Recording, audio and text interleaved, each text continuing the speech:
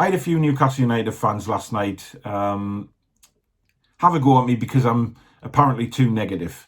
Now, one thing about me, I will always wear my heart on my sleeve. I will always say how it is, and I won't bullshit anybody. And that's in all walks of life. But when it comes to Newcastle United, I will say how I see it. You know, whether you agree with it or not is a different kettle of fish. You know, not everybody will agree with what people say. That's the whole point about football. It's about opinions. But to say that I'm too negative, someone please give me some positives of what there is to talk about Newcastle at the moment, because there isn't any. But let's have a chat about the Wolves game, and we'll see how you feel after the review.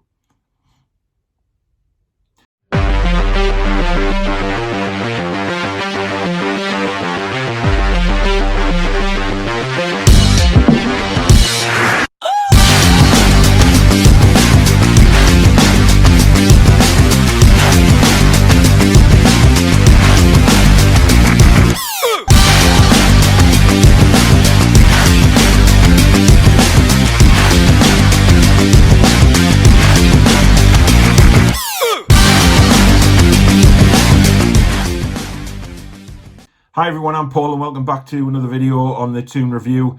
Newcastle went to Molineux yesterday and we expected some changes in the team, without a shadow of a doubt we did, but we didn't expect probably that many. Nobody seemed to know what the formation was going to be when we started the game, or who was playing where. Now this is my main gripe. You know, we lined up, we started the match and we see that St Maximin is running around not knowing really where he's at. Fraser's kind of on the wing, he's coming into the middle. Almiron is running all over the place. We don't seem to have a set formation, and these guys who are normally attacking players now have to spend their whole time defending. And this is my worry. This is my worry about Steve Bruce, that he's going to ruin these players. The likes of St Maximin, Fraser, Wilson, Almiron, Joelinton to a certain extent. He will ruin them, because he's playing defensively constantly and not giving our attacking players time and the permission to do what they are there to do, which is create and score goals. We can't do that. And when the match kicked off last night, we knew straight away. We just parked the bus, we went behind the ball, and again we said to Wolves, here you go, see what you can do against us. We'll try and catch you on the break. It doesn't work like that. You know, this is what we've become accustomed to under the Ashley era to a certain degree.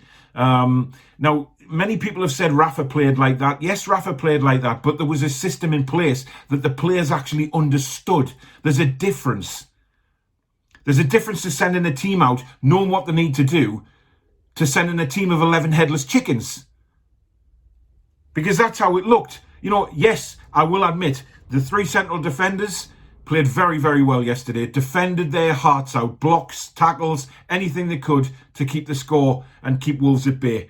However, Shah's distribution was poor. When we were under pressure, we expect a player of his ability to bring the ball out and find a Newcastle United player. Numerous times yesterday, it went straight to a yellow shirt and they were back on the attack again. That's a problem. However, when we've got no outlet, this is going to happen. You can't defend like that and then expect to break and find people straight away, because there's nobody there. First half instance yesterday, Callum Wilson gets the ball on the right-hand side of the penalty area, looks up and sees 6 Wolves players. Not one black and white shirt. No Almiron. No Fraser. No St Maximin, until he managed to get up there in the end. But by then, there was about 8 Wolves players back. And this is my point. You know, we can have a go and say, oh, such and such didn't play very well or something like that. But to be brutally honest, they're not given the chance to play. You can't expect players who've been forwards and attacking mentalities all their careers to now come to a club where we sit behind the ball for 90 goddamn minutes. There's no need for it. You know, Wolves fans yesterday will openly admit that they did not play very well yesterday. They weren't at their top best. There was no doubt about it. And they're still getting into the rhythm of losing Jota and things like that and having to adjust. So, it was a good opportunity for us to go there yesterday. And if we'd actually gone with an attacking mentality, we might have actually won the game. God forbid, Steve Bruce. Yes, that's what I'm saying. We might have won the game. But this Bruce ball we keep playing now has just got to end. We did create chances in the first half. We had a couple of shots. And actually at half time, I thought to myself, we are probably... We are the team that looks like scoring. But when the second half began, we're straight back on the defensive and Wolves knock it about again. And eventually, the score. Corner comes in, it's headed clear. It was one of the worst headed clearances I've ever seen. Straight to Jimenez and take nothing away from the guy. Beautiful shot. People have said Darlow should have got to it. Maybe. I think he should have gone for it with his other arm rather than reach his left arm over to try and get it. He should have just dived with his right arm. I sometimes never understand keepers doing that, why they come back with the left arm over. But a wonderful strike, and Wolves are ahead. And at that point, I could not see a way back for Newcastle. We weren't creating anything. We didn't look dangerous at all. But luckily, we get a free kick. And I say luckily because I don't think it was a free kick. Connor Cody knocks down Wilson. And Jacob Murphy, you could see before he took that free kick, he was looking up and he kind of thought, he seemed to know where he wanted to put it. And boy, did he put it there. Brilliant goal, brilliant finish. And, we're 1-1. And Jacob Murphy is one of the only players that I can say yesterday came out of that game with any saving grace. He was working hard. Yes, he gave a couple of silly fouls away, but the guy has deserved his opportunity. And to play as well as he did, hats off to the guy. Now, will he play against Everton next week? God only knows. But I would play him. Why not? He deserves an opportunity. But this mentality that Steve Bruce has simply got to stop. Pundits coming on the radio last night and on Sky and on everywhere else you hear saying, well, we're above Man City, we're this, we're that. So what? We're there through this season through pure luck. There is no doubt about that. Pure luck. So that needs addressing straight away. We're there because of luck. And some of the results we've had this season have been pure fortunate. It's just hard to see where we go from here because we've got Everton next. And I don't think Steve Bruce will play attacking against Everton. So we've probably got, again, at home, we're going to go 5 at the back. I hope not. I hope we actually give it a go. But how long before the likes of Wilson and St Maximin, Fraser, Almiron are just getting sick of doing jobs that they're not employed at that club to do? How are we going to score any goals if you're taking away what we have?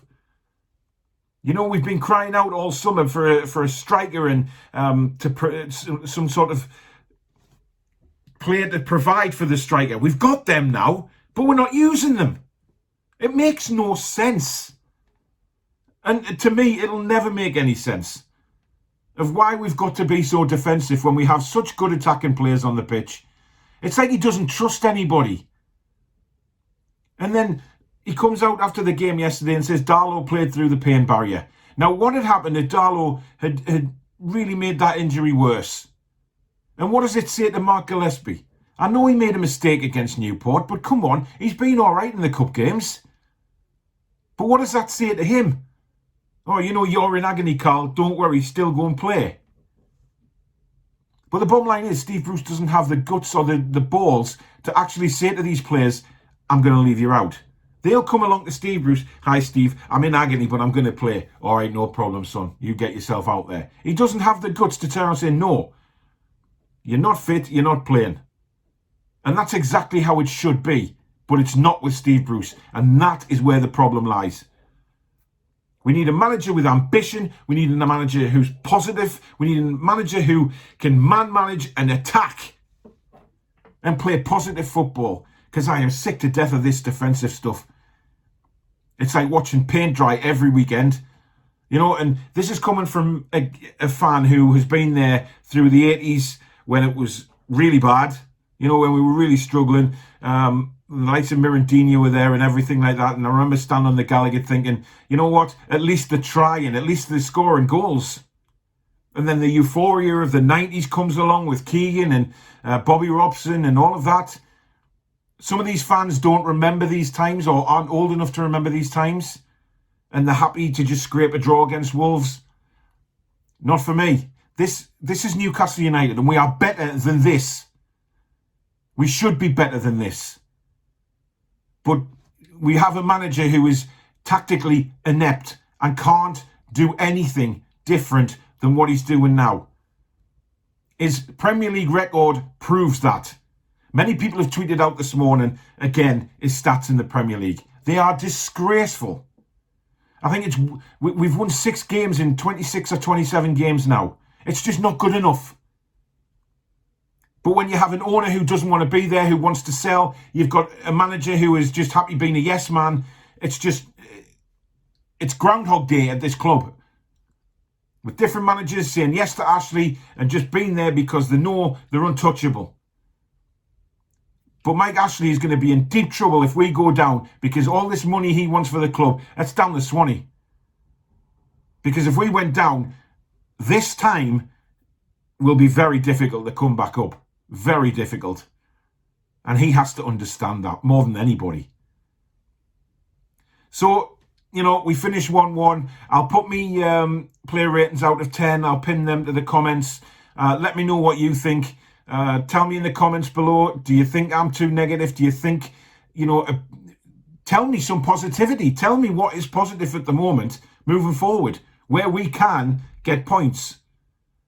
You know, I don't want Newcastle United to lose. I want them to win every single goddamn game. And quite honest, I'm sick of being on the negative side. We need some positivity at the club. We need some positivity on the pitch. But we're not getting provided with that because of a manager who doesn't put the players out to win a football match. And even the Wolves players came out yesterday and said that it's so difficult to play football against a team who has no ambition to win. And other teams are just going to pick that up on a regular basis as well. So, as I say, let us know in the comments below what you thought of the match, where you think the club's headed, what you think of Steve Bruce. You know, can he change it? Is he capable of changing it? You know, quite frankly, I just think he put those players out to piss the fans off yesterday and say, there you go, I've done what you wanted, I've put the players out. But then knowing he was going to go defensive and, you know, these crazy ideas are coming into my head about, you know, he's just doing it to piss you off kind of thing. And you shouldn't be thinking like that, but hey ho, you do at the end of the day.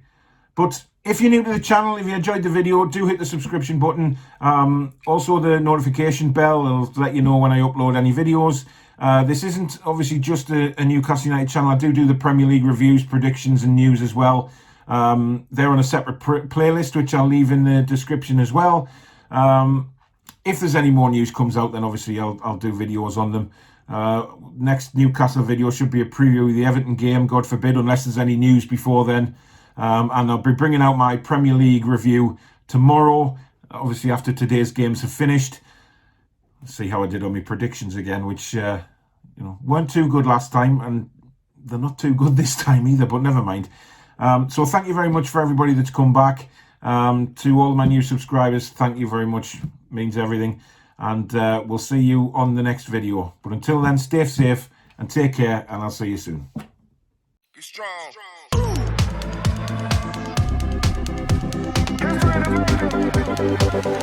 strong.